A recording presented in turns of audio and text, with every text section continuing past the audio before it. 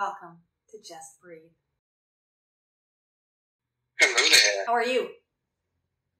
Good. I'm knocking shit out today.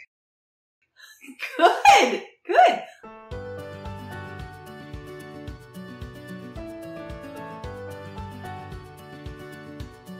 Yeah, any specifics in terms of your breath practice that we want to touch on today? Anything. I haven't been focused on it at all today. Okay. All right. Let's use this time then to just breathe. Right? Find a comfortable sit, tall spine. Soften the shoulders, soften the muscles around the jaw, the tongue, the throat. Can you soften the muscles of the buttocks and the legs? Let the bones hold you and the breath nourish you.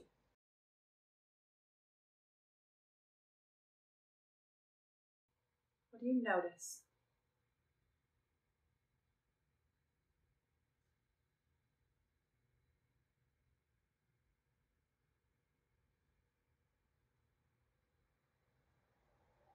So I woke up this morning to gray, rainy, yuck. So I put on my Walk It On Sunshine shirt because I needed a little bit of a pick-me-up, a little bit of warmth, a little bit of light, a little bit of levity to get me going this morning. And I've been thinking a lot about Shakti, the energy of Shakti, the divine, often personified as feminine energy. But really it's the Shakti energy that gets shit done. Purusha, right, or Shiva as the case may be, is the consciousness.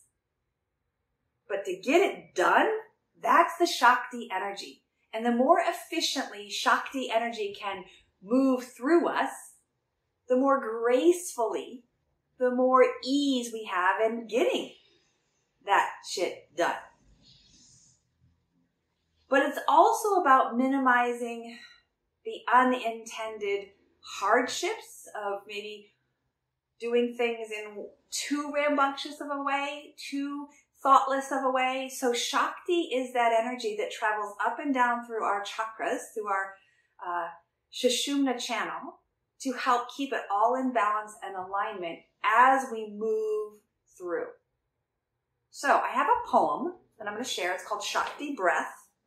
And then we'll come back to playing a bit with feeling that energy of breath that helps us get shit done. Shakti Breath by Patricia Busby. I return to the mat, a place of refuge.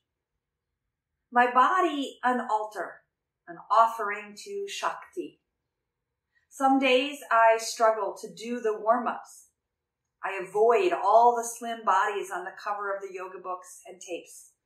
The ones that are twisted up like pretzels, their smile exudes peace and joy, as if they came into this world like clay, moldable with ease of movement, swan-like grace. I am frustrated by the measuring stick inside my mind and their looks that say I must spend lifetimes trying to puzzle out the keys to health and happiness. Why is my karma different? I wear my weight like a neon sign, yet I feel pulled to connect to my breath. That column of eternal light that Shakti rides up and down my spine. Seeking her mate at my crown. I can't always touch my own inner beauty or my toes. But if I stay with my breath, my body loosens just enough to go a little further than I did yesterday.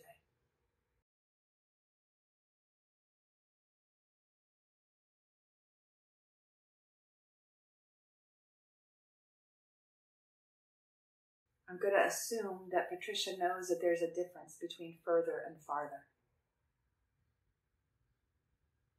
It's not the distance, the farther, right, that we reach that matters in our yoga practice. It's the deeper. It's the further. So I couldn't care less if you ever reach your toes. And in that same light, I couldn't care less if you ever reach enlightenment. Not because I don't wish it for you, but because it's the journey that matters. It's the practice that cultivates the hope, the promise that maybe we can touch in those glimmers of peace, of bliss, of ease.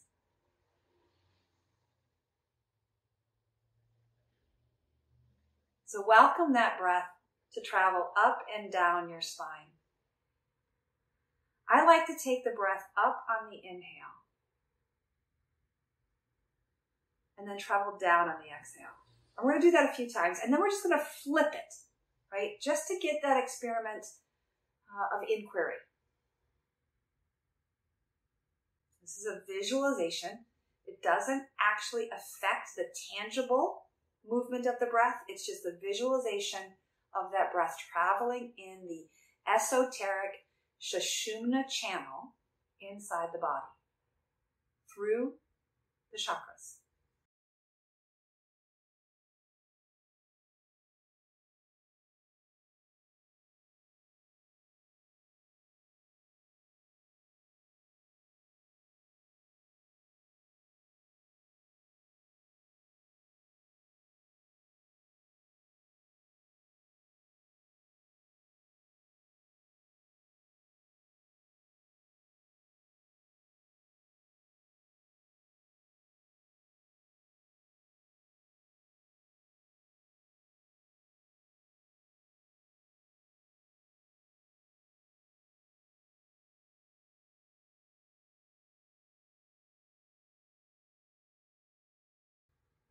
As that breath pattern and visualization becomes more familiar, what else do you notice? Do you feel the ebb and flow of your diaphragms, your throat, your ribs, your pelvic floor, maybe even all the way down to the diaphragm that lives in your feet? The arch of your foot.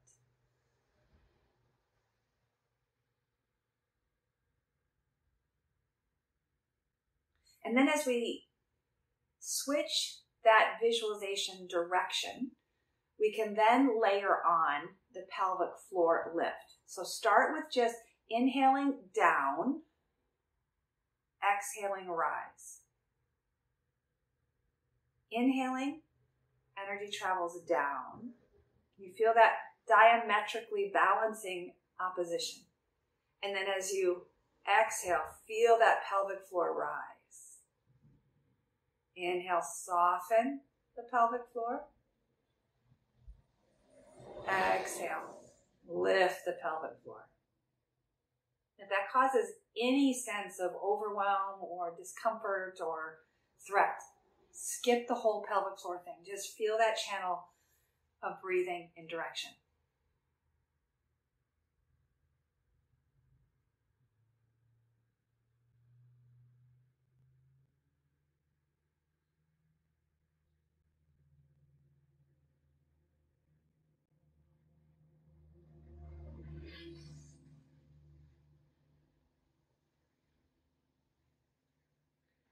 So now, just as an added visualization, you could imagine this Sushumna channel as an elevator shaft.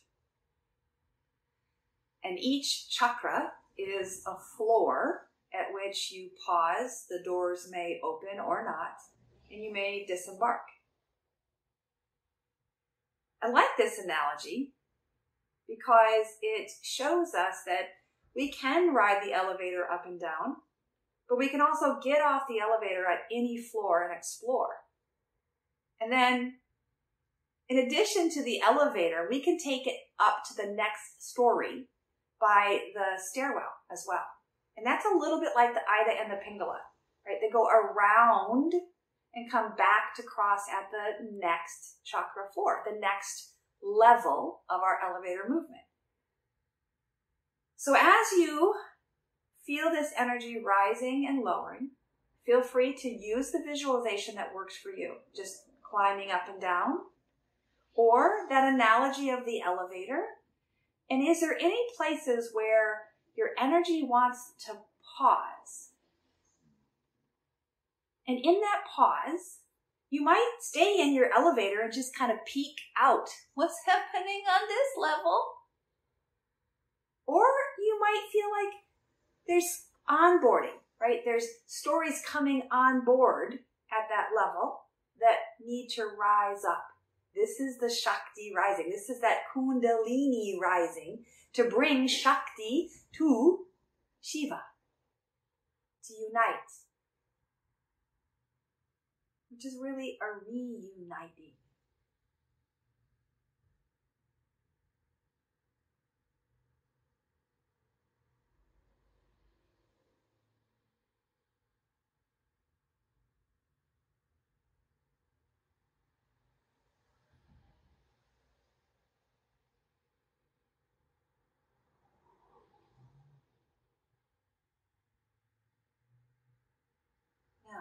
If you found a place that looks welcoming, hold your attention there, whether it's related to an actual chakra or just a story or just an awareness. And take 2 or 3 or 5 breaths into that space. If today is a day that you want to cultivate grounding safety, maybe you stay on the bottom floor.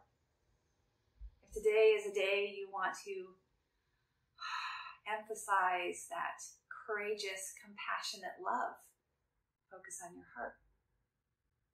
If today is a day that you're seeking clarity, wisdom, insight, perhaps you breathe into that third eye. Not so much the external, but inside, in line with that channel.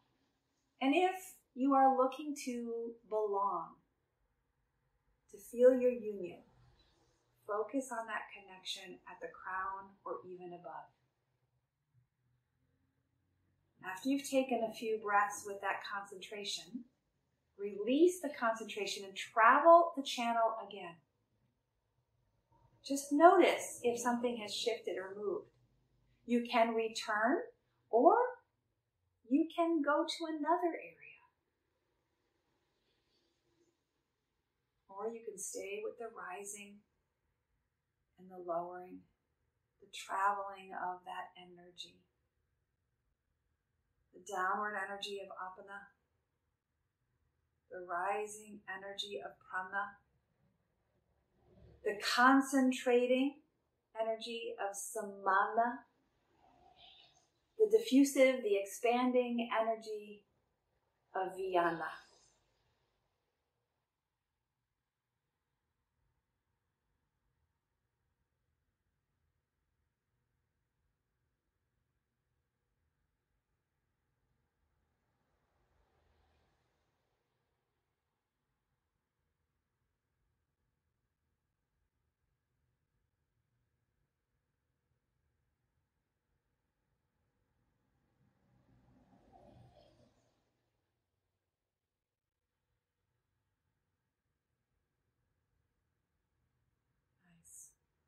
All right, in this last minute or so before we center to return, bring in a little movement. Maybe it's the face, maybe it's the arms, maybe it's a reaching or expanding. Just embody this flow of energy through the whole being of your Annamaya Kosha, your physical form.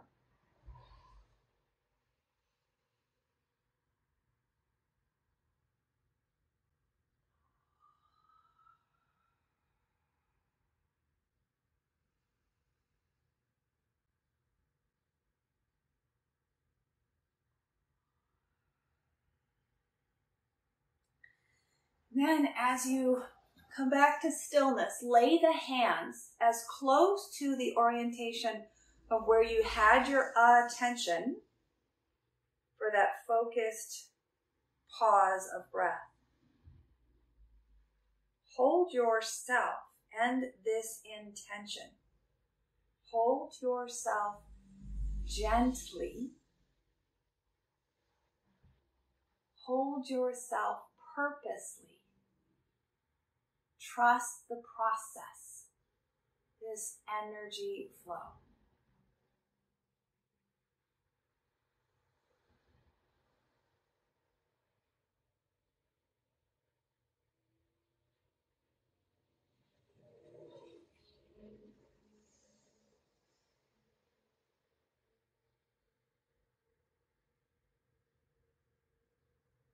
Bring your hands to rest together at or on your heart and receive this blessing. May you breathe deeply. May you move freely, labor lovingly. May you live vibrantly. Namaste.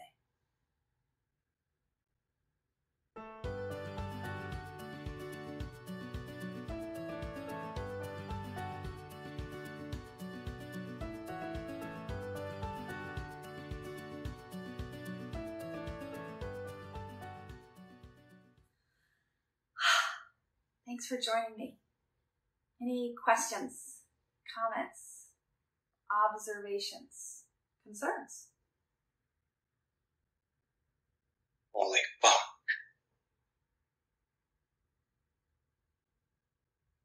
No concerns. All. Oof. Good.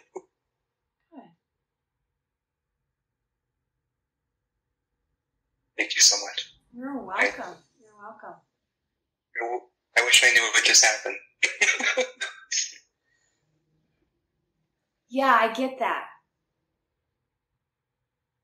But I hear that you're leaning into the why of that, what just happened, as opposed to the what of just happened. And stay with the what of just happened. The why is because. That's enough. The what, that's what matters. I'm focused on the why because I have a strong belief in the what.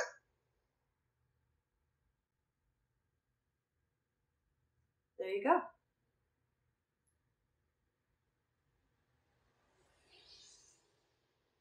Thank you again. You're welcome. I'll see you soon.